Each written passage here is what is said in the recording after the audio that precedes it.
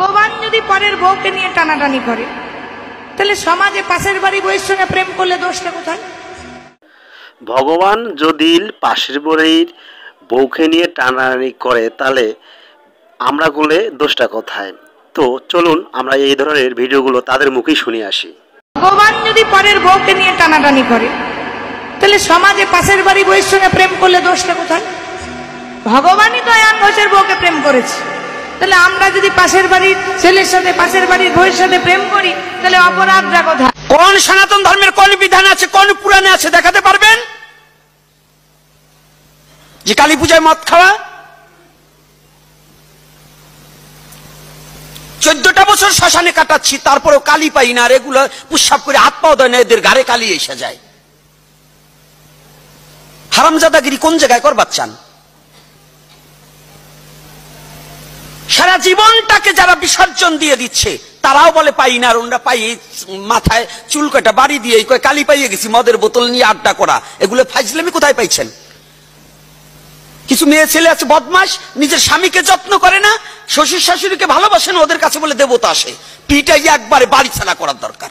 যেটার ঘাড়ে দেবতা আসবে রড পরে ঠাইসিয়ে ধরবেন, দেখি দি কেমন হয়। হারামজাদারা। আর নাহলে ভাগবত কিশোর গোস্বামীর মতো বলতে হবে যে আগরবাতি ঠাইসিয়ে ধরতে হবে চোখের কাছে। যদি সে কালি হয় তো তার পড়বে না। একটু মন দিয়ে শুনবেন, একবার ভেবে দেখুন তো ইসলাম ধর্মের মানুষগুলো। একটা ছোট্ট 5 বছরের ছেলে, 5 বছরের ছেলেকে দেখবেন প্রতি শুক্রবার মাথায় টুপি পরে, পরনে লুঙ্গি পরে কোথায় যায়? মসজিদে। কি করতে? নামাজ পড়তে। নামাজ পড়তে যায়। তাদেরকে যদি আপনি ডেকে জিজ্ঞাসা করেন, হ্যাঁ রে করিম তুই কোথায় যাচ্ছিস, বলে জানো না আজকে শুক্রবার নামাজ পড়তে যাচ্ছি। আর আমরা কি করি? মানে তারা জানে যে তাদের ধর্মটাকে কিভাবে সম্মান করতে হয়, কিভাবে ভালোবাসতে হয়। আর আমরা কি, ছোটরা তো হরে কৃষ্ণ বলা থেকে দূর, বড়রা পর্যন্ত হরে কৃষ্ণ বললে আমাদের নিজেদের ধর্মের লোকেরা টিটকারি করে। ঠিক আছে, একটা কথা ভেবে দেখুন, আমাদের হিন্দু ধর্মের মানুষরা কেমন আমাদের ধর্মটাকে নিজেরা ছোট করি ভেবে দেখুন। আমরা ভগবানের নামে জুতোর দোকান খুলি, ভগবানের নামে জুতোর দোকান খুলি, শ্রীকৃষ্ণ শু হাউস। এটা অন্য কোন ধর্মে পাবেন? আমরা ভগবানের নামে মুরগির দোকান খুলি, শ্রীকৃষ্ণ মিট হাউস। গোটা 100 কাটা 150। ইসলাম ধর্মের মন্দিরটাকে কি বলে ওরা? মসজিদে কোনোদিন তাস খেলতে দেখেছেন? কেউ দেখেছে? হ্যাঁ কি না? আমাদের হিন্দু সনাতন ধর্মের কালী মায়ের মন্দির দেখুন, ভোলানাথের মন্দির দেখুন, সেখানে কি হয়? ক্লাব ঘর। মন্দিরটা ক্লাব ঘর। পবিত্রতা, পবিত্রতা, ভক্তিমূলক জায়গা বলে কিছু নেই।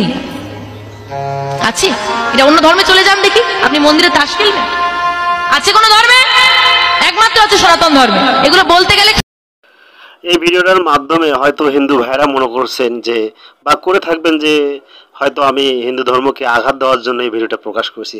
আসলে না, এই ধরনের কথাগুলো, যে ধরনের কথাগুলো এখানে হলো, এই কথাগুলো কিন্তু কোনো মুসলমান বলেনি। এগুলো কিন্তু আপনাদের ধর্মের লোকরাই কিন্তু এই ধরনের কথাগুলো বলছে, এবং কেন বলছে আপনারাই কিন্তু জানেন। আমি শুধু এই বিষয়টা আপনাদের সামনে আবার তুলে ধরার জন্যই প্রচার করলাম। আপনারাই